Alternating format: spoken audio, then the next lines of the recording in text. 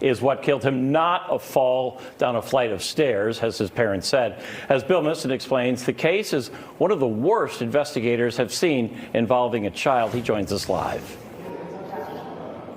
Yeah, hey there, guys. Court filings say 4-year-old Dante Campbell's body was bruised nearly head to toe. And court filings say the father later admitted to hitting the boy, and the mother refused to do anything about it. 31-year-old Charlotte Kurrick and 21-year-old Devario Cruz are both charged with chronic neglect of a child causing death. West Allis police and fire were called to the Dairy Queen at 108th and Greenfield at around 8 a.m. on Saturday. And when cops got there, the 4-year-old boy was unresponsive and being worked on by paramedics. He was later pronounced dead at Children's Hospital. Filings say Dante had bruising on his face, neck, torso, and limbs. A West Allis police sergeant wrote in an affidavit in his 14 years hospital. Filings say Dante had bruising on his face, neck, torso, and limbs. A West Allis police sergeant wrote in an affidavit in his 14 years of experience, quote, "This was the most extensive and severe." Described Campbell to be stiff and said Campbell smelled bad and said Campbell had fallen down a flight of stairs. Injuries I have witnessed on a child. Cruz and Kurrick initially told police the boy was injured falling down a flight of stairs at their West Allis apartment, where the 3 of Kurrick's other children were later found alone by police. But filings say Dante's siblings believed he died sometime the day before, on Friday. Those older siblings told investigators Cruz would make Dante and his twin sister stand on Legos, smack the kids in the face, and their mother did nothing to stop it. Now, Cruz and Kurrick are both expected to make their initial appearances on these charges in court tomorrow. Court filings say inside that West Allis apartment, cops also found guns and more than a pound of weed.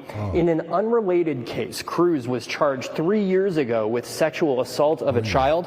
He later pleaded guilty in that case to a misdemeanor sexual assault charge. Listen, we got that. We got that. We definitely will show you that. And this is another one of those things that I'm talking about. I told you guys about in the last live. If it wasn't the last live, it was the live before that, where so often these deals are made or these cases are dropped. And when the cases are dropped, then it's like it never happened.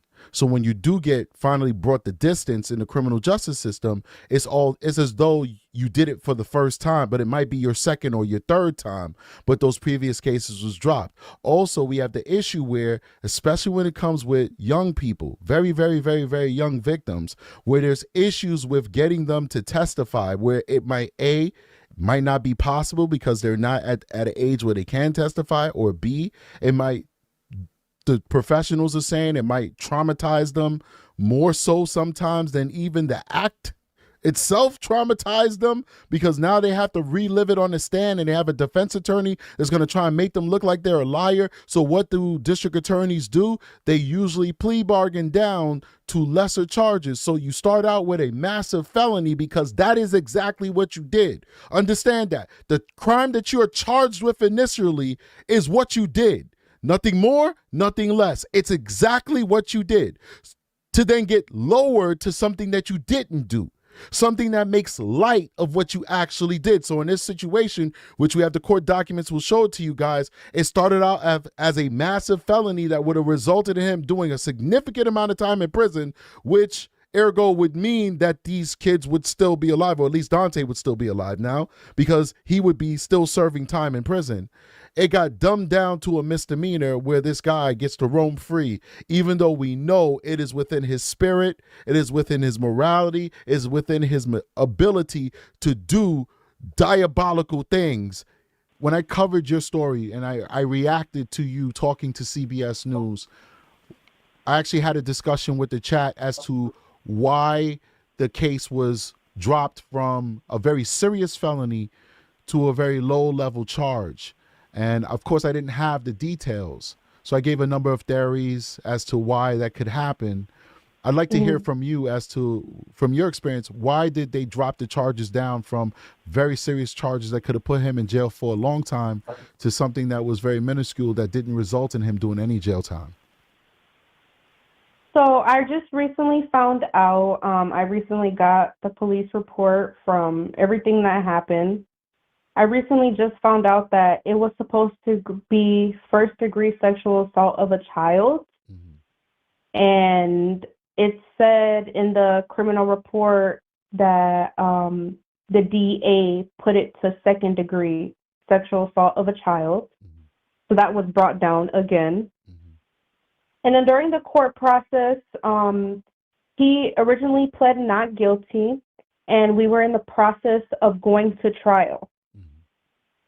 There was actually jury trial a couple, I believe, maybe like a month before he actually pled guilty to take the plea deal. We were getting prepared for that, but every single time that something would happen, that like jury trial or I would have to be there, his attorney said that she needs more time to look into the case. It was always, she was pushing it back. So there was that time that we were supposed to go to jury trial, and the victim services called my mom and told her that it's canceled. They're going to do a new date because obviously the attorney needs more time to look over the case, which she had more than enough time. This case was going on for 3 years. There's no need to look into it more. So they dragged this case out for 3 years. Yes. 3 years. Wow. Well, actually, 3 years, 2021 to 2023. To your knowledge, did they ever speak to him? Who? To Devario. Like, was he ever interviewed by the police or? Yes, he was. He was actually interviewed by a detective. Okay. And, I mean, if this case was ongoing, I'd know the answer to it. The answer would be no. But since the case is no longer going, did you ever hear him maybe give a confession or deny it? Yes. What was his? He gave a confession when he took the plea deal. It was sentencing when the plea deal was offered, and he accepted it. And in court, he didn't speak for himself, but his attorney did. Okay. Now, his attorney was basically. Did they ever consult with you about a plea deal before it happened? No, they did not. They did not call me or my mother. And the entire time, you were ready and willing to testify in court. You were willing to go through this process. Yes, and so was my mother. Did you ever have a conversation with the district attorney and kind of find out why this plea deal was given without your consultation, or why they just gave it in general? Why did they plead down?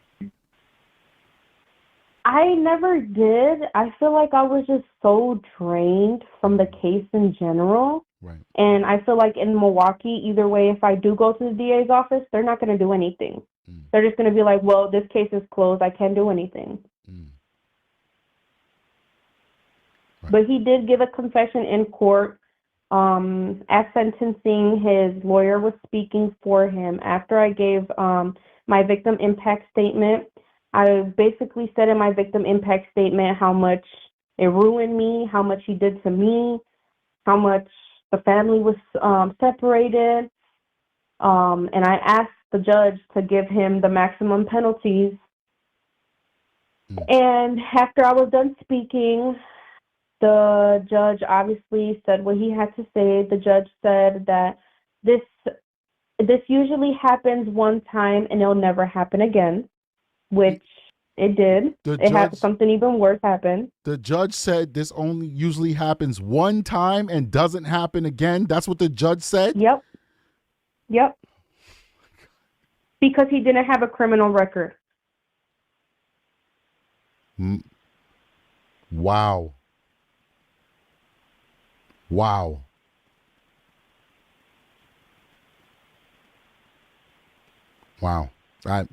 Please continue. I'm at a loss for words. I'm sorry.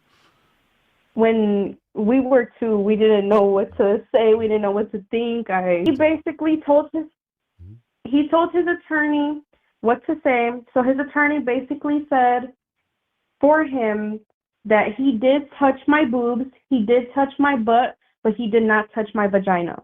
And he confessed to it in court.